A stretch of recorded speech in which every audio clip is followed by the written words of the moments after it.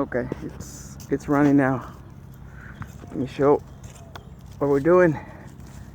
Back of the house, we're about to bury this little bird that I found at Market Basket. blue bird.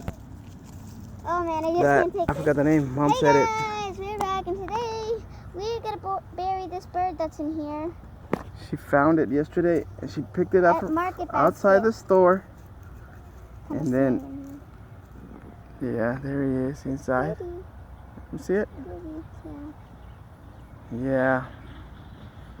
I decided to put him in a box because our old sheep Tyson, remember Okay. that? You did not put him in a box and he stinks. And this little bird will not stink because... But why you wanna? Okay, so you just wanna leave him in a box? Yeah, put him in there with the box because well, when you put Tyson in there, he was dead. You didn't put him in a box and he stinks. Okay. Because the worms got to him. Oh no, it's the wrong way. Oh, so this one's. So this way the worms are not gonna get to it? Yeah, so it doesn't stink. The whole backyard. And that will not smell good. Okay, there we go. And we've been digging a hole. Put him in. So this way he's not gonna